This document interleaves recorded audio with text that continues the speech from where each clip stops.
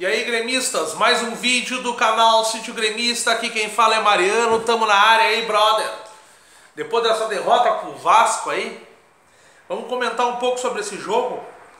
E tem muito torcedor gremista aí apavorado aí, já vai numa confusão e detona todo mundo. O próprio Renato ontem botou no rabo dos jogadores e confesso que um pouco ele tem razão,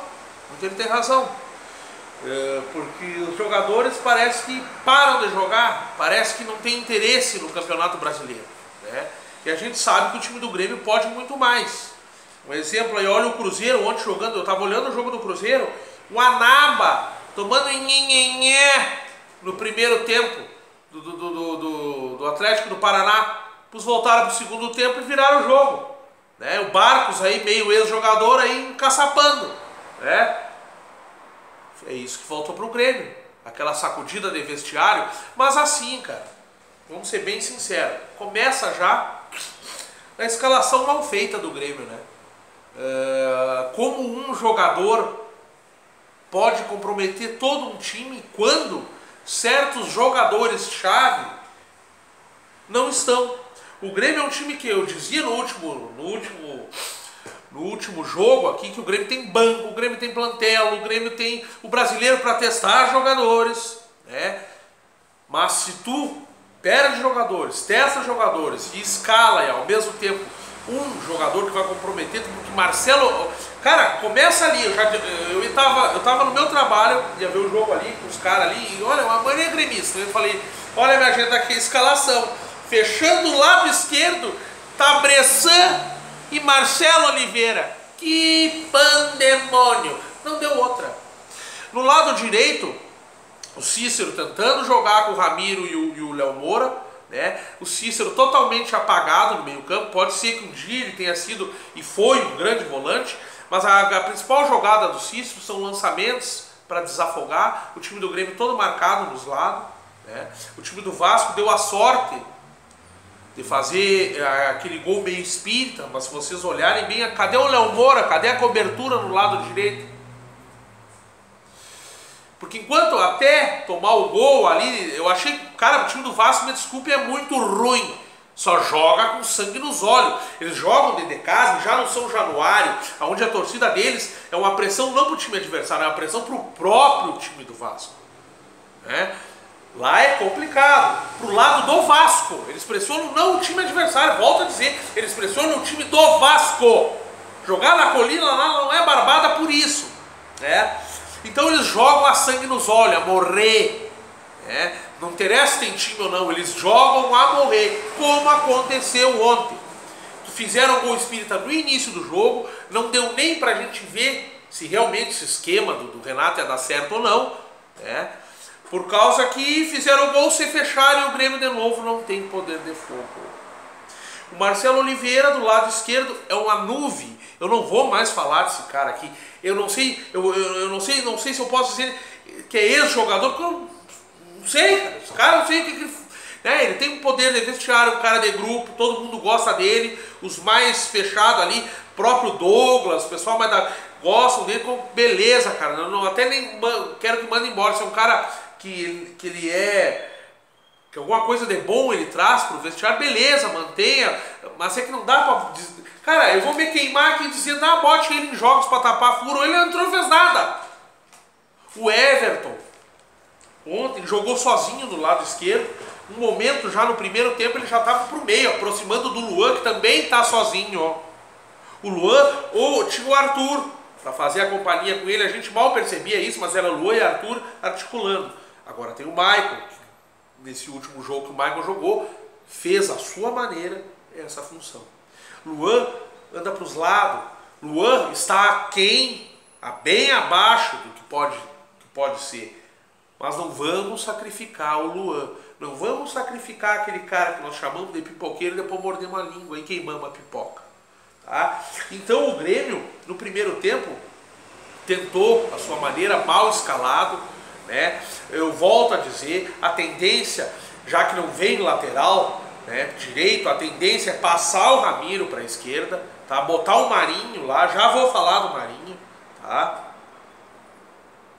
E no fim, minha gente, nós ficamos mal escalados, né? Tentando passar a retranca do Vasco, os zagueiros do Vasco que tiraram bola, aquele louco a morrer, né? Com garra, com vontade. No primeiro tempo até se desenhava, deixa eu dar uma olhada aqui, mas se desenhava o Luan e o André bem, o André se movimentando, né? Daqui a pouco sumiu o André.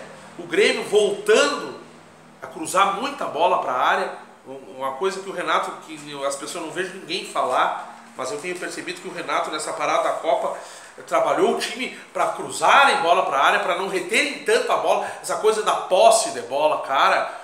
As melhores lances ou talvez oportunidades pudessem surgir ontem num jogo truncado, aqueles não foi tocando bola, foi cruzando bola para a área e tentando a segunda bola. Por vários momentos poderia ter acontecido um gol ali. Por quê? Porque o jogo era truncado, o Grêmio não tinha articulação. O Luan volta a dizer sozinho, meio apagado, né? Everton tentando resolver sozinho do lado de lá, porque o Marcelo Oliveira ele toca pro Everton, mas depois que ele toca pro Everton, ele começa a correr devagar porque ele não quer dar a passagem para receber de volta, porque ele não vai saber o que fazer com a bola lá na frente. Então o jogador a menos está sugando o Everton, né? Então assim, ó, fica o meio campo com o Jailson, Cícero, que não consegue ter saída de bola. O Cícero é lançamento, né, e cadência de jogo e lentidão, né? Então aí tu olha Bressan, Jeromel, que ontem não teve um dia muito bom, né? Não vou atribuir um gol à falha dele nem nada, mas não teve realmente nos seus melhores dias, e não posso dizer que teve mal, porque o Jeromel mal também aí já é blasfêmia, né? Então assim, minha gente, o Grêmio, Marcelo Oliveira tomou uma bola nas costas que o Groi defende brilhantemente. Marcelo Groi, mais uma vez, quando exigido, sempre atento. Parece que aquele gol nas quatro... Bom, ali já era a final do jogo, na Copa do Brasil, ele parou de ficar adiantado, ele parou de dormir, sempre atento, porque tem uma coisa, goleiro, quando fica muito tempo parado, quando é exigido, né, o Groi está sempre atento. Que goleiro, né?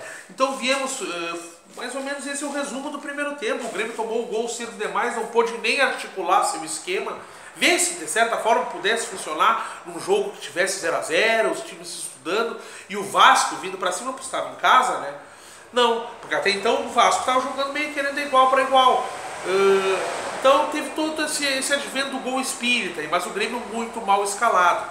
Aí no segundo tempo, o que o Renato fez? Fez uma lambança.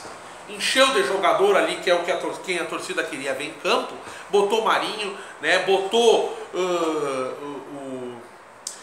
mestre, o Douglas, né? Jogamos o segundo tempo inteiro sem lateral esquerdo, o volante fechando, né? E aí virou uma bagunça.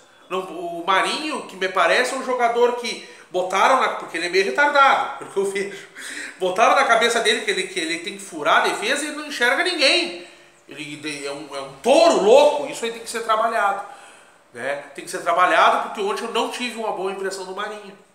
E eu torço para que isso aconteça, e tinha uma boa impressão dele. Então tem que trabalhar ele, não sei o que, usar esse rompedor, o cara que vai romper, não rompeu nada. Pegou a bola, saiu do nada, foi a lugar nenhum, criando tumulto, uma loucura, depois do jogo batendo boca com o juiz, né?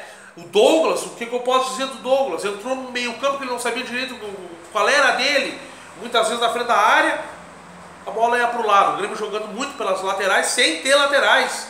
Quem era o lateral esquerdo do Grêmio ontem era Everton e Luan. Pelo amor, no segundo tempo, pelo amor de Deus, né? E o Douglas centralizado. Quando ele ia para frente da área, a bola ia para trás. Quando ele ia para trás, a bola ia para frente. O que eu posso dizer do Douglas é que o pé dele continua bom. O toque sutil, a gente viu, só que isso tem que ser trabalhado. O Grêmio estava totalmente desajustado e bagunçado no segundo tempo. O Renato não soube mexer, deveria ter passado o Ramiro para a lateral esquerda, e essa é a tendência. Eu já disse aqui, Ramiro tem que ser o lateral direito do Grêmio. Léo Moura não aguenta, joga bem um jogo e aí fica 3 e não aguenta mais jogar. Então, começar a arrumar esse meio campo, Michael, Jailson, Michel, Cícero, botar alguém na frente lá mais agudo, Marinho, cadê o Alisson? lá daquele lado lá e começar a montar esse time. Outra coisa, o Grêmio realmente, eu vou ter que dizer aqui, largou de mão o brasileiro. Então vamos para as Copas. E acredito que com as Copas Luan tenha mais força de vontade. Porque é um dos grandes jogadores do Grêmio, mas está abaixo. Apesar de muitas críticas, ele está também no sacrifício naquele setor do meio campo, do jeito que estava ontem. Ele não é um armador, ele é um condutor de bola, um articulador. E, por exemplo, ontem o Everton vinha aproximar dele.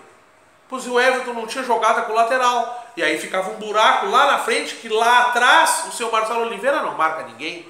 Então o Everton tinha que ficar no corredor, cara, para marcar lá em cima. Porque lá atrás não tem ninguém. Chega de Marcelo Oliveira, pelo amor de Deus. Esse lateral que estão trazendo aí, pode botar ali no lugar do Cortez. Não precisa nem fazer teste. Então, pelo amor de Deus, cara.